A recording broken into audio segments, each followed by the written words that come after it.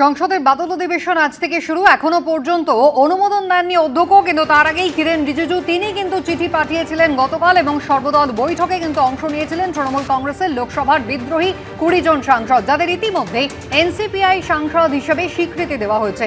শুধু স্বীকৃতি নয়, সর্বদল বৈঠকে অংশ নেওয়ার পাশাপাশি আজ তাদের বসার জন্য আলাদা বন্দোবস্ত কিন্তু অধিবেশনে করা হয়েছে বলে লোকসভার তরফে বিজ্ঞপ্তিতে জানানো হয়েছে।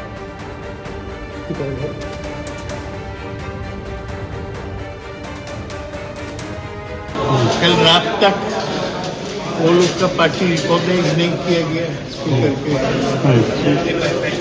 तो हम इसको खिलाफ है। हमारा जो अलग से हम जुट बने हैं 20 एमपी को, उन्हें सम्मान दिया गया। আর গতকাল সন্ধ্যায় সচিবালয় তরফে লোকসভায় বসার আসন পুনর্বিন্যাসের কথা জানানো হয়েছে। আর তাতে দেখা যাচ্ছে যে এনসিপিআইতে যোগ দেওয়া 20 জন বিদ্রোহী তৃণমূল সাংসদ আপাতত বিরোধীদের দিকেই বসবেন। তবে বদলে গিয়েছে আসনের ক্রমিক সংখ্যা। গত অধিবেশনেও একেবারে সামনের সারিতে 354 নম্বর আসনে বসতেন অভিষেক বন্দ্যোপাধ্যায়, আর আজ থেকে সেই আসনে বসবেন সুদীপ বন্দ্যোপাধ্যায়।